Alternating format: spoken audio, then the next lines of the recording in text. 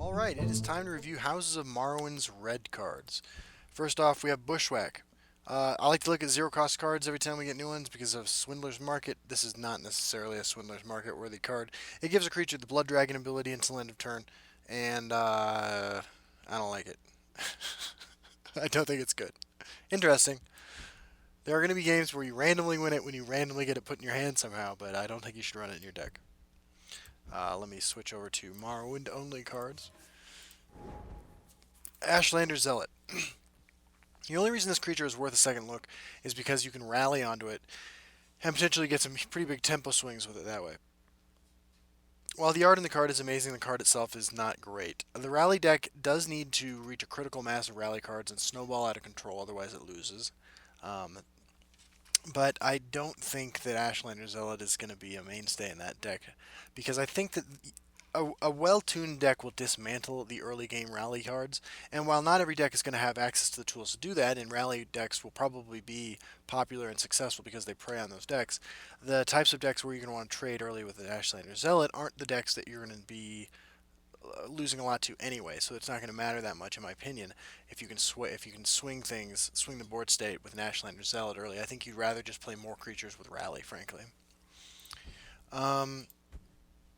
Corpus Disease. This is what I look like before I drink my coffee in the morning.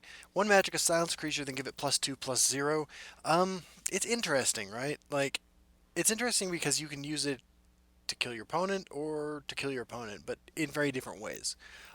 I I'll be honest. At first, I thought, "Oh, this card's garbage." Then I thought about it a little bit more, and I think that in a really all-in deck, the kind of deck that could take advantage of Intimidate, the one magic or red action that removes guards from creatures, this is better, right? And it's not hard to be better than Intimidate, but I think that in a deck that was super super aggressive, that whose creatures are such glass cannons that you're going to fold to a ringed out um, Dark Guardian, Corpus Disease might be good.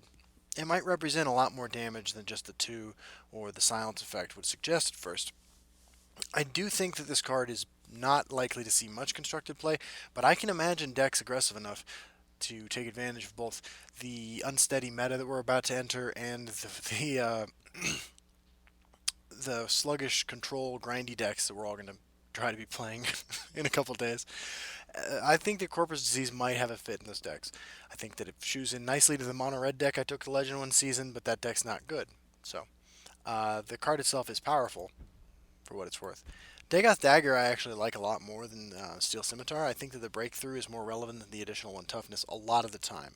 In mirror matches, maybe not. Right, all other things being equal, you want the extra toughness to match up with your opponent's creatures. But the breakthrough is strong, real strong, and I think that it might be worth, if you made if you made 3 changes out of the 47 cards in the warrior list you were playing before the expansion and swapped out the Steel Scimitars for Dagoth Daggers, I think you might see that the extra toughness doesn't matter. That's my guess. That said, it's a very specific deck that's going to want to run this card, and it's not the kind of deck I want to play, but it's a strong effect, strong card, well costed. Sarathi Sion is a 1/1 for 1, right? But in terms of power level, you need to consider a couple things. First of all, you put this in your rally deck, and that means that as a top deck, it might be a 2/2 or it might be a 3/3 for 1 Magicka, which is pretty reasonable. Everything in your hand gets more powerful with rally, assuming you're rallying successfully, and that assumption is based on the fact that in order for the rally deck to function well, it has to snowball out of control in the early game, and it requires cards like this in order to get that engine moving to where you're dropping overstated minions every turn. Sarathi Sion feels like a necessary evil of that sort of thing. That said, if you're playing the 75 card rally deck, the Redoran rally deck, the odds of you hitting this on turn 1 aren't great. On turn 1, though, it's really strong, and you might even get, 2 activations out of it, depending on what your opponent's up to. It's also the kind of thing that's going to trade with your opponent's 1 Magicka removal, but it's better that it trades with your opponent's 1 Magicka removal than your 2-drop does. At least you're getting, some sort of parity there. I think this card's better than most 1/1s for 1 in the game are, but that's not hard to do. I think that Sarathi Sion will be a card that sees play, probably more play than a lot of cards that are better than it, frankly, stronger than it. But it feels like an integral part to certain rally strategies, although not all of them. Fighters Guild Hall. This card fits into the self-harm warrior deck that runs, the Horker, the Fearless Northlander, stuff like that. I, l- I don't think this card is particularly strong, nor do I think it's going to have a huge impact on the meta. But I love the fact that Direwolf is supporting an underplayed archetype like Self-Harm Warrior. It fits into something that Red does, which is beef up its creatures when they take damage. And between things like Skaven Pyromancer, Rapid Shot, a couple other cards, there are a number of ways to achieve that effect. And I like that this card makes me want to try new things. And I don't think it's particularly strong in a vacuum. I don't think it's particularly constructed playable. But in a certain deck, it's just an improvement, which I really like. So there is that about it. Ornery Kagudi. This card, I think if you need a 2-drop in red, you have better options than this. You have the 2/2 Werewolf Lady that turns into a 4/3. You have 3/2 with Guard and Prophecy. And if you need another red 2-drop, go play another color and don't play mono red. I don't think this card's particularly good. It's a great arena card because 2-drops are at a premium in there. But Dagoff Oath. That is a difficult word and phrase to say. 3/3 for 3, reasonable stat line. If you have a green card in play, +1/+1. If you have a blue card in play, +1/+1. I think this card's good in certain Dagoth strategies. Dagoth can go all over the place. Mid-range, control, combo, alter. I've even had success with. I don't think that this card is bad in any of them. It's better in some than others. I think this card is very strong potentially, and I actually think this card is worth a look in those more aggressive archer lists that we see every now and then people play. It just has a 4/4 for 3. Battle Mage, I'm not so keen on it in. I think you got better things to do in Battle Mage, and I don't think that you're as likely to want to play a 4/4 for 3 on turn 3 as you in Battle Mage as you would be in Archer, and in that type of deck. And also the likelihood of you having a blue creature in play instead of a red creature in that Battle Mage deck seems slimmer to me. But strong card. Lalu Sharpshooter, interesting card. 2/3 for 3 plot, which means if you played a card before it, you get this plot ability. If this is the second or third, fourth, whatever card you play in a turn, silence creature, then deal 1 damage to it. So the obvious comparison is to Earthbone Spinner. Earthbone Spinner is a 4 magic of 3/2 that silences a creature and deals 1 damage to it. I think Lalu Sharpshooter is better in a slower deck than Sharpshooter Scout is. I'm sorry, than Earthbone Spinner is. Earthbone Spinner is always going to do what it says it's going to do on turn 4, and usually what that is silencing a Dark Guardian or a Hive Defender so you can push a little bit more damage. Sometimes it's killing a Breton Conjurer, but Lalu Sharpshooter's ability to effectively be played in later turns, as well as trading in the early game if you have to, I think makes it a more control-oriented, more late mid-game, slow mid-range deck kind of card. I think it's real powerful. I think it's one of the first cards we looked at that I think is going to see a lot of play. But it's a card you have to consider every time when you're looking at that slot. Do I run this? Do I run Earthbone Spinner? Do I run both? Different decks are going to demand different cards, and I like having that sort of deck building choice there. Lower Canton Smith has a 2/2 for 3 plot. Equip a friendly creature with a +1/+1 scimitar, steel scimitar. This card's pretty good. It's not great. We were just talking about 4/4s for 3 being pretty good rate. This is not necessarily a 4/4 for 3, but in some situations it's better, right? Unlike the Sharpshooter we just looked at, this is a card that I think you might run in a deck that's also running 1-drops, quite a few of them.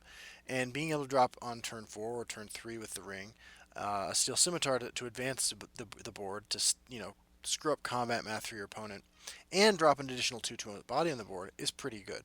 The number of times that you play this as a 4/4 for 3 are probably pretty limited, so I don't think it's super valuable to look at it like that. I think, the dream scenario in my mind is turn 4, you still have a ring charge left.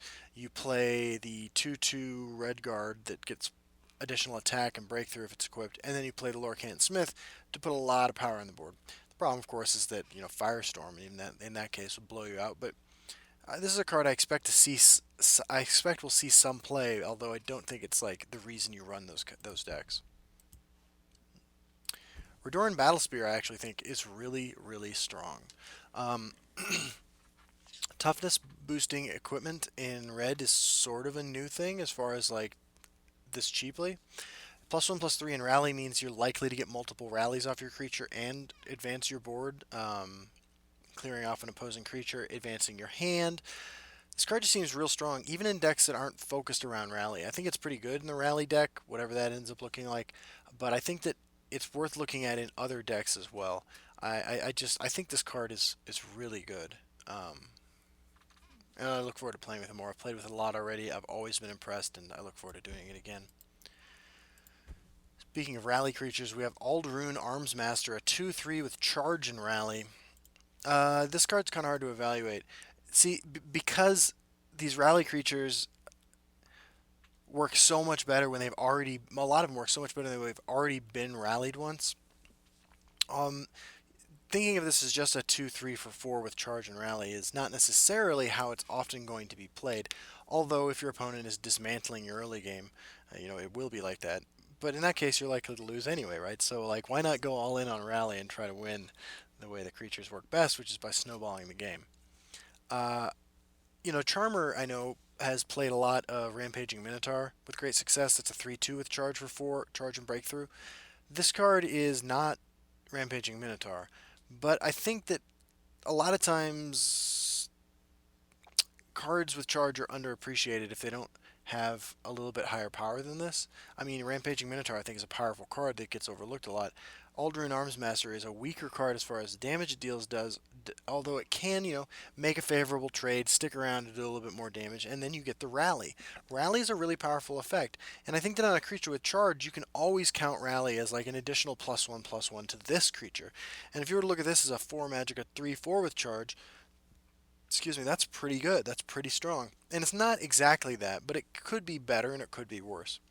I think this is a good card. It will see play. I anticipate seeing a lot of this guy, actually. Um, it's going to be great in Arena, and I'm excited to play with it myself a little bit. Speaking of Rally, Ashe Berserker. This card is a Daygoth card in that it triggers on having a creature with 5 or more power. But make no mistake about it, this is actually a Rally card.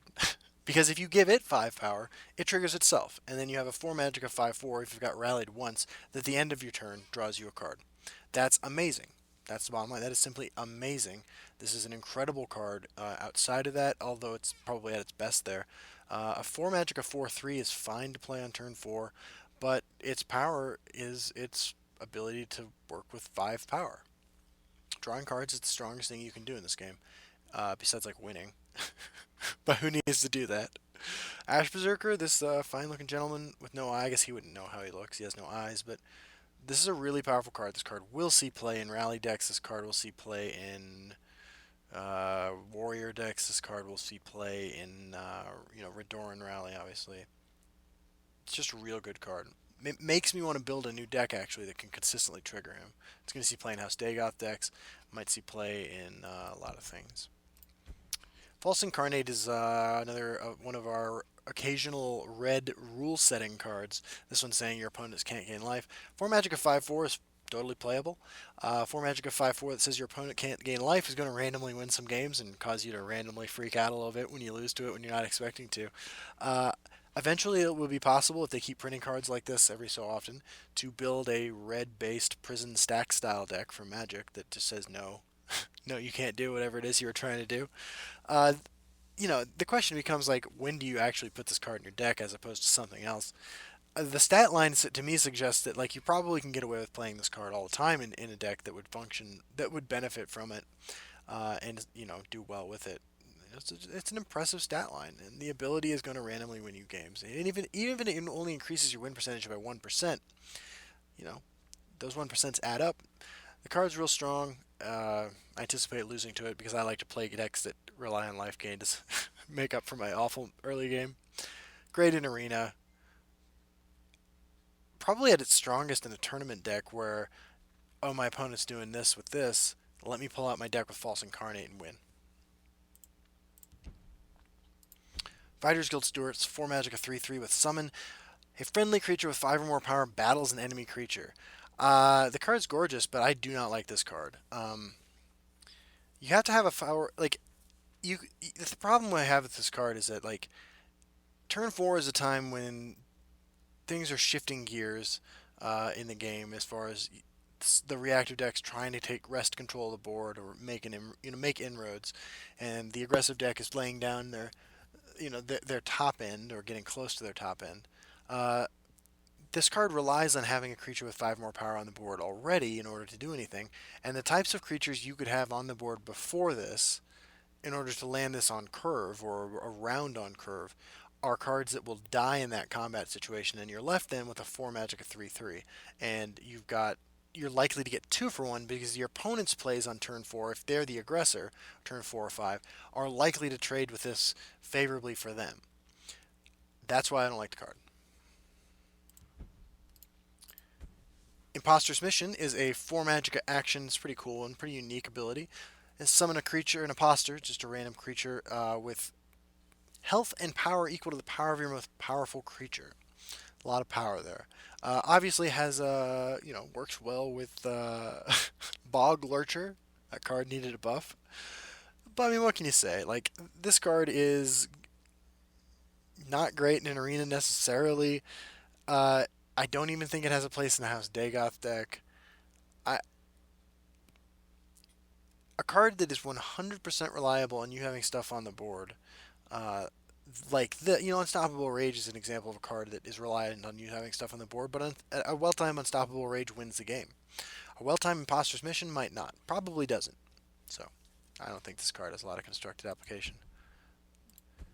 Kamanatong Heavy, this fist-pounding orc here is a 5 magic, a 4/3 with plot. Unsummon a creature in this lane with power less than Kamanatong Heavy's. So bounce is, the tempo ability of bouncing creatures to your opponent's hand in being in red has always struck me as a little strange. Now we're seeing, another card with it. What does this bounce to your opponent's hand? Well, with a rally, it can bounce back a Hive Defender, which is probably the card you want to bounce the most, or with a, Divine Fervor on the board, or a Orc Clan Captain, or something like that. That said, this card's probably okay in Arena. Probably pretty good in Arena, actually. It's an Orc, which is worth noting, but at 5 Magicka, Orc decks already are committed, and this isn't changing that, to the Orc Lord, to Sower of Revenge, and to Wood Orc Headhunter. So you probably don't have space in that deck for this. It's an interesting card. I'm glad that they're continuing to do interesting things with red, but I don't think it's great. Petrify Golem. So speaking of the Self-Harm Warrior deck, they got another new tool in this. This card is much stronger on its own than that support card is. As a 5 magic, a 5/5. Whenever it takes damage to survive, summon a 2/2 Petrify Swarm. That's just a plain old 2/2 critter. This card's pretty good. The problem is that at 5 Magicka, like you'd like your cards to do something instead of just getting removed. I think the 2 I just mentioned, or the 3 I just mentioned, the Orc Lord, Toby, as his friends know him. Toby, Wood Orc Headhunter, and Sower of Revenge, they all do something if you just summon them and they die. That is not the case with this card. This card is obviously an absolute boss in Arena, and could win games. Like, don't get me wrong, it's a strong card, but it's outclassed by other things, unfortunately.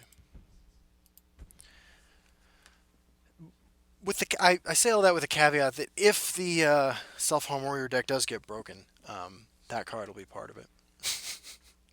Servant of Daygoth is a 5 magic, a 4/4 with summon if you have a creature with 5 power or more, +2/+2 in guard. Same thing I said about the other guy goes true about this. This is technically a House Dagoth card, but this is really a rally card.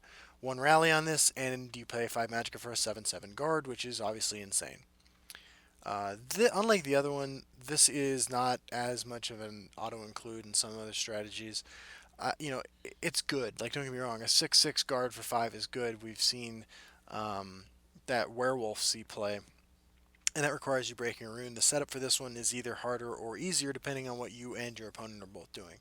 Its power level is probably comparable. That card's not in every deck that can run it, and neither will this card be in every deck that can run it. But it is powerful. It will be, don't get me wrong, you will see this card. I'm not a huge fan of it necessarily. Stendar's Hammer, we've heard a lot about this. It's 5 magicka for summon double the wielder's power and health. This wielder can only attack creatures. This card's primary function is as a nerf to Hrothgar Forge and Merrick. Every other color you're running in the deck that runs this red card has better removal options than turning your Hive Defender into a 6/12. Which, don't get me wrong, is great. But not super keen on this card. It's a control card that requires you to have creatures on the board you want to trade with. Cliff Hunter, 6 magicka, 3/3 Prophecy, summon, battle an enemy creature. So if you hit this on your first room Prophecy, you probably get a 2 for 1, which is great. Because you kill a creature that's attacking, and then you just swing into something and kill it again. It's one of the strongest first room Prophecies you can possibly get. That said, you have to then run it in your deck and draw it sometimes, which is going to be not great. Its power level as a turn 1 Prophecy, is it enough to make you want to run this card at all? I don't know. Probably not, but I expect to get blown out by it at some point. Sharp-Eyed Ashcan. This is more just amazing art. 6 magicka, 6/6 legendary Hail Satan. Says plot, discard your hand, and draw 3 cards. So the deck that wants this is going to... In some decks, this is going to be better than Triumphant Jarl. In some decks, it's going to be the same, and in some decks, it's going to be worse. Triumphant Jarl sees play. This card will see play. The plot part means that you're not dropping it on turn 6 unless you have 0-cost cards in your deck, but the kind of deck that could benefit from a card like this might run 0-cost cards, frankly. The problem, of course, is that while there are some matchups where this is going to be absolute beast, it's going to be awful in others, and there's going to be times where it's not good at all. It's a very, very powerful card, and I expect it to see play. It's not a card I'm going to go out and immediately craft because I want to play with it, though. But yeah, I mean that ability right there is just crazy powerful. Scar Drillmaster, 6 magicka, 5/5 rally. When it rallies a creature, put a copy of the rallied creature in your hand with +1/+1. So this is card draw, basically, and it rallies the creature it copies as well, basically. At 6 magicka, do you want to play a 5/5 with rally? Like, are you done? Like, does the curve for a deck that's rallying and trying to build inertia that way want to ever have a 6/6 in its hand? I don't know. Maybe. I mean, if you were going to have a 6-card drop card in your hand in a rally deck, it should be a card that does something powerful like this so that you can keep rallying in the future, keep drawing cards. I think the card is strong. I almost think that it's best in a deck that is not trying to maybe a deck that runs no other rally creatures. Maybe you put this in Battle Mage Control and you use it to trade, and then draw additional gas for later. My guess is that's its primary function. There are going to be times when your opponent's rally deck ends up rallying, this thing up to an 8/8 or a 9/9 because it's been in their hand for 6 turns, and then they drop this and you just can't answer it, and it wins you the game because it's so huge. But don't mistake that for having a useful ability. Its ability is useful, just not, I think, necessarily in the rally deck. Aspect of First Scene. So this gorgeous card is, of course, incredibly powerful. It's a 9 magicka, and you either get a 12/12 guard, which is good for 9 magicka, or a 6/6 with charge. What deck do you play this in? That kind of becomes the question. A lot of decks would be my answer. I'm kind of shocked, actually, at the power level of this card. It's an acknowledgement, actually, that once you get to, like, 9 magicka, like, you need more impact than Nakreen is going to give you, or whatever the fuck else you can get for 9 magicka. This card is just really strong. It doesn't go in every red deck. It doesn't even go in every red deck that's getting to turn 9 and can benefit from it. But be on the lookout for this card as a finisher in a lot of decks. And then finally, we have a unique action. We don't have a lot of these in the game. Unique legendary action. The Red Year, deal 10 damage to each creature. This card is really, really good. It's as close as we've ever gotten in this game to a just destroy all creatures on the board action. The only card that does anything comparable to this is Aldrin, who is stronger in almost every conceivable way, but also nearly impossible to cast for most responsible deck builders. The Red Year is just real good. I don't know what else to say about it. It's a really strong card. So we'll be back with some more reviews here pretty soon. Thanks for joining me.